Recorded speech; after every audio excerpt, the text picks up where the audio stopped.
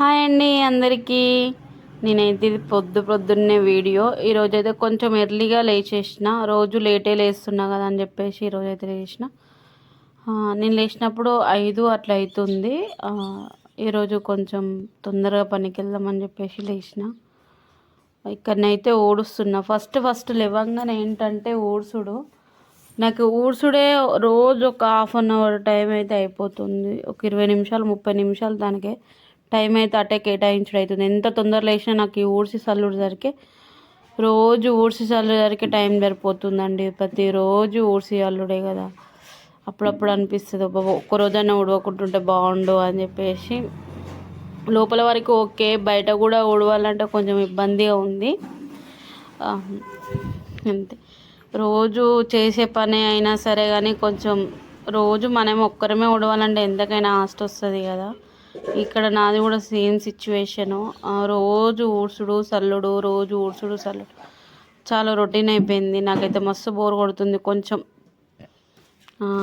Time దొరికితే బాగుండు ఈ ఊడవకుంటూ ఒక 5 రోజులు అని అలాంటి సిచ్యువేషన్ అనిపిస్తుంది అన్నట్టు. ఇక్కడనైతే బయటకు వచ్చిన ఊడవడానికి ఎవరు లేవలేదు. మా పక్కింటి వాళ్ళు అయితే మాకన్నా ముందే చల్లేసుకున్నారు. నేనే ఫస్ట్ వెళ్ళినని నేను అనుకుంటున్నాను. లేదు నాకన్నా ఫస్ట్ అయితే మా పక్కింటి వాళ్ళ వేసి అయితే చల్లిర్రు. తర్వాత నేనే అటున్న కాలనీకి అంటే ఇటు మేమున్న సైడ్ అయితే వాళ్ళ తర్వాత నేనే ఊడ్చేయాలి అన్నట్టు. ఈరోజు ఎప్పుడు అందరికంటే లాస్ట్ నేనే అయిపోతున్నా. ఈరోజు కొంచెం తొందరగా అయ్యింది అన్నట్టు. ఎందుకో తెల్లారేసరికి అందరు అక్కడ ఉంటారు, ఇక్కడ ఇంటి ముంగట నిలబడతారు. లేచి చల్లాలంటే కొంచెం ఫీల్ అయ్యేదాన్ని. ఎందుకంటే తెల్లారింది 6 వరకు అంటే చాలా వరకు తెల్లారిపోతుంది కదా. అట్లా కొంచెం మంచిగా అనిపించకపోవు. ఈరోజైతే కొంచెం తొందరగా అయిందని చెప్పేసి సంబరం అన్నట్టు. అంతే, ఎవరు చూడలేదు కదా అని చెప్పేసి. అయితే ఎవరు చూడముందుకే చల్లుకోవాలని చెప్పి నాకు బాగుంటుంది.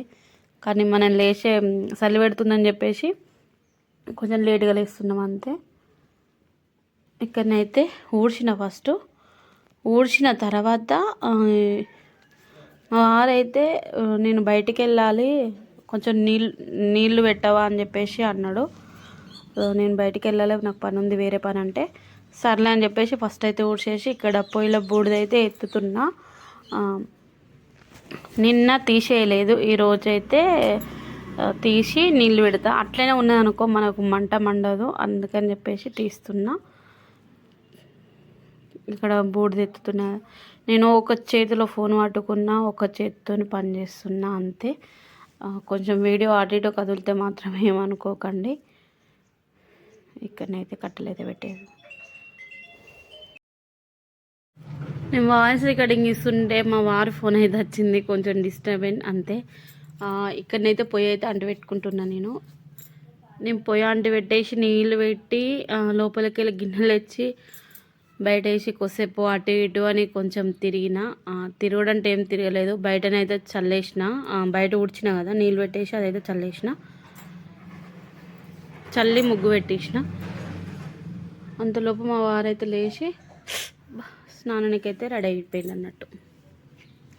పొయ్యి అంటుకొని దాకానే బాధ, అంటుకుందనుకో చాలా స్పీడ్గా మండేస్తుంది అన్నట్టు. ఇక్కడనైతే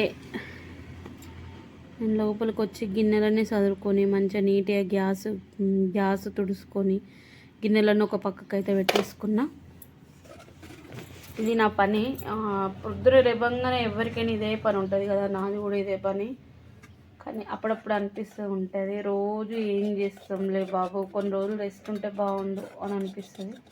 కానీ మనకంటూ ఇంట్లో పనికి అస్సలు రెస్ట్ దొరకదు. ఒకవేళ టైం ఉంటే బయట పనికి రెస్ట్ దొరుకుతుందేమో, కానీ ఇంట్లో పనికి అయితే ఎలాంటి సిచ్యువేషన్లోనైనా రెస్ట్ అయితే దొరకదు. ఒకవేళ మనం ఊరికి వెళ్తే తప్పుతుందేమో అని మనం అనుకుంటాం. ఊరికి వెళ్ళిన కాడ కూడా ఏదో పని చేస్తూనే ఉంటాం, మనకంటూ రెస్ట్ అన్నది అస్సలు ఉండదు. ఏమంటారు చెప్పండి, నేను అన్నది తప్ప కరెక్టా? ఏ రకంగా రెస్ట్ దొరకదు మనుషులకి. నాకైతే అస్సలు దొరకదు, ఏదో పని ఉంటేనే ఉంటుంది. ఊరికి వెళ్ళినా ఎక్కడున్నా ఎటు వెళ్ళినా కూడా.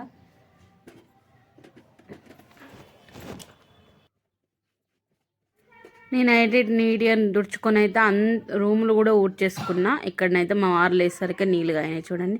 నేను ఇలా కొన్ని వేడి నీళ్ళు ఓపించుకున్నాను, ఎందుకంటే బట్టలు నానబెట్టడానికని కొంచెం వేడి నీళ్ళు ఓపించుకున్నా. పొద్దున్నే కదా చల్లగా ఉంటాయి కొంచెం అని చెప్పేసి కొన్ని వేడి నీళ్ళు అయితే బట్టల కోసం ఓపించుకొని మిగతా మా వారైతే పోసుకున్నారు. మళ్ళీ పోసుకొని మా సిద్ధుకి అయితే పెట్టేసిండు. మా వారు వేసిన తర్వాత సిద్ధు వేసిండు. నేను లాస్ట్కు బట్టలు విండేసి స్నానం చేసిన అన్నట్టు. చలికాలము వేడి నీళ్ళు ఎంత బాగా అయినా కూడా చల్లగా అనిపిస్తాయి కదా, బాగా వేడి ఏమనిపించేది. ఇక్కడనైతే మా వారైతే పెట్టేసారు. మంట చూడండి ఎంత మంచిగా మండుతుందో, గన్న మండేస్తుంది, సూపర్ మండుతుంది కదా. ఇక్కడనైతే నేను సరిపేసి వేడి నీళ్ళల్లో, అంటే బాగా వేడి నీళ్ళు అంటే అవే మొత్తం కాదు, కొన్ని చల్లనీళ్ళు పోసి కొన్ని వేడి నీళ్ళు పోసి కొంచెం సరిపేసి అటు ఇటు కలిపేసి అయితే బట్టలు నానబెట్టుకుంటున్నాను నేనైతే. ఇవైతే బట్టలు వచ్చేసి 3 రోజుల బట్టలు. ఎందుకంటే పిండలేదు, పనికి వెళ్తున్నామని చెప్పేసి పిండలేదు. ఇవైతే నానబెట్టుకుంటున్నా. ఒక 5 నిమిషాలు వేడి నీళ్ళు పోసి నానబెట్టి పక్కకైతే పెట్టేసుకున్నా. బట్టలు నానబెట్టిన తర్వాత నేను బ్రష్ అయితే వేసుకొని ముఖం కడుక్కున్న తర్వాతనైతే బట్టలు విండేసిన. ఇక్కడ కూడా అండి ఊడ్చి చల్లి ముగ్గు అయితే పెట్టేసిన కదా. ఇక్కడ అది చిన్న క్లిప్ తీసిన, నేను బ్రష్ వేసుకున్నా అదైతే తీస్తున్నా. నేను ఇక్కడ నెత్తికి నూనె పెట్టేసుకొని బట్టలు అయితే విండేస్తున్నా. ఏంటో బట్టలు ఇడిచినంతసేపు బాగానే అనిపిస్తుంది, మనం స్నానం చేసినప్పుడు కూడా ఏమనిపించదు. 3-4 రోజులే ఒక్కరోజే విండేసరికి ఇంత కుప్పనైతే పడ్డాయి. పిల్లలైతే లేరు కదా అని చెప్పేసి కొంచెం ఈ మధ్యలో రోజు పిండడానికి ఇష్టపడతలేను అన్నట్టు. 2-3 రోజులకు ఒకసారి, 4 రోజులకు ఒకసారి అయితే విండేస్తున్నా. రోజు ఏం విండుతాం కదా, పనికి వెళ్తున్నాం కదా, మళ్ళీ ఉన్నదే మేము ముగ్గురం కాబట్టి ఎక్కువ విండడానికి ఇష్టపడతలేను. ఇక్కడనైతే బట్టలు విన్నా కదా జాడిస్తున్నా. అవి నీళ్ళలో గుచ్చుకుంటేనైతే గేట్ మీద వేస్తున్నా నేను, ఎందుకంటే అటు సైడు ఆంటీ వాళ్ళు మండే పోసిందని చెప్పేసి నేను ఇటు గేట్కి వెళ్ళేస్తున్నా. దాని మీద వేస్తున్నా. అక్కడ నీళ్ళన్నీ ఒడిచిన తర్వాతనైతే బట్టలు ఆరేస్తా అని చెప్పేసి అక్కడనైతే వేస్తున్నా అంతే.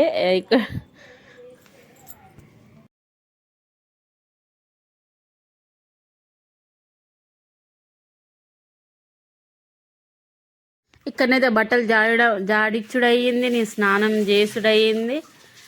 ఇక్కడనైతే బట్టలు ఆరేస్తున్నా. నీళ్ళన్నీ ఒడిచిన తర్వాత అయితే బట్టలన్నీ ఆరేస్తున్నా. ఇట్లా 2 దండాలు అయితే నిండిపోయినాయి మా బట్టలు అంతే.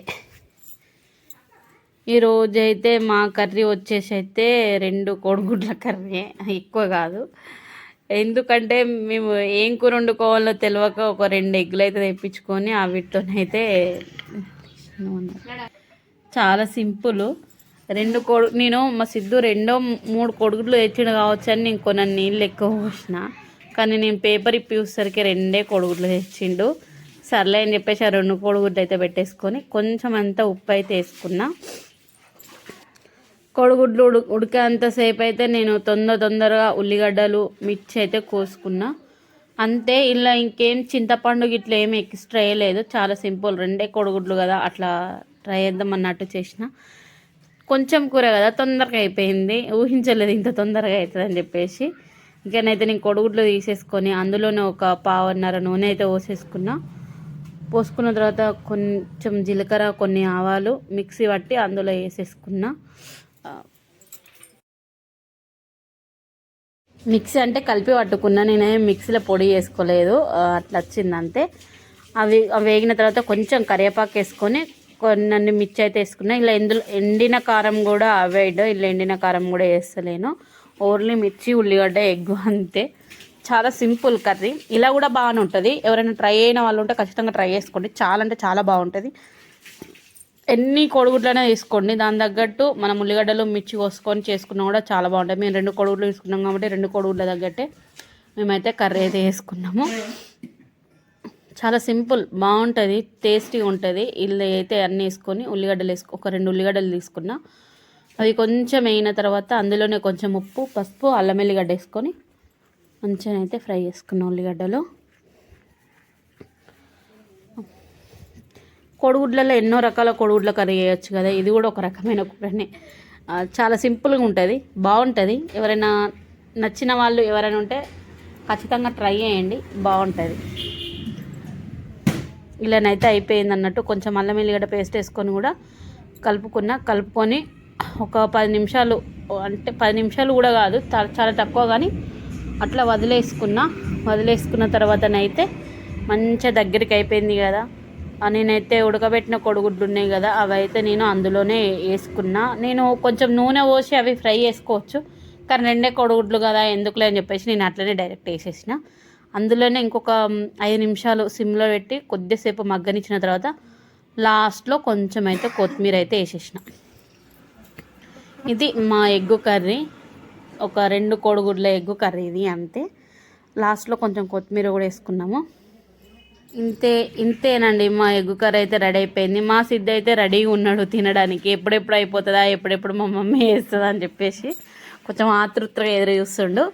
సిద్ధకైతే సగం ఎగ్గే వేసిన, ఫుల్ వేస్తా అంటే అద్దు మమ్మీ అని చెప్పేసి అన్నాడు. అందుకని చెప్పేసి సగం వేసి పెడితే తింటున్నాడు. ఈరోజు స్కూల్ డ్రెస్ ఎందుకు లేదంటే శుద్ధి స్కూల్ డ్రెస్ చినిపోయింది, అది కుట్టలేదు, అందుకని చెప్పేసుకోవాలి. సో వీడియో ఇంతే. మా సిద్ధ అయితే అన్నం తినేసి స్కూల్కి వెళ్తుండు. బాయ్.